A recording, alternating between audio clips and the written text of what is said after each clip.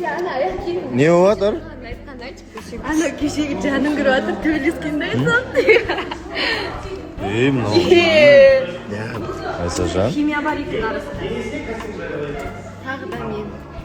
Неге ондайсыз сіз? Мен Жоқ, ана ғой, Диана тұрақ кетті қарады. Қашма.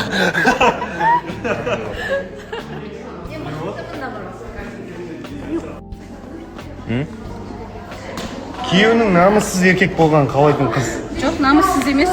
Отбасынан бөлек тұру ол намыссыздыққа жатпайды. Керісінше қазіргі заманға сай өмір сүру деп дағдысы. Қазіргі заманда көріп жатсыздар ғой, неше түрлі отбасыларды, ата енесі жас семьяның ортасын бұзып кетіп жатқанда. Соның кесірлерінен қаншама отбасы айырылысып жатыр. Кастинг жариялаймыз. біз басқа мемлекетке көшіп бара жатырмыз. Сәттілік тілеп қойсаңыздар болғаны. Мына жақта біз көшумен проблема болып жатырмыз. Кезек болсаң көшіп көрсеңізші.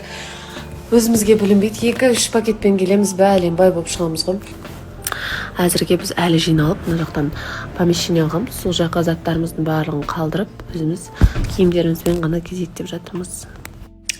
Всем привет!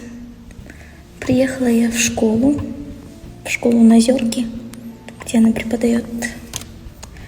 Помогла ей убраться в кабинете. Теперь сижу, жду. Сейчас пойдем кушать. Мысалы, айта кетейін, ата-анасымен ұрыс, ата-анасымен қарым-қатынас дұрыс емес жандар өте көп. Жақсы жандар да бар, бірақ басыным көбінесе бір үлкен пайызы ата-анасына разы емес, ата-анасымен ұрысады, ата-анасына раздраженный жандар көп. Осы сәтте сіздерге айтайын, ата-анаға байланысты да осы жаңағы техниканы қолдандыңыздар.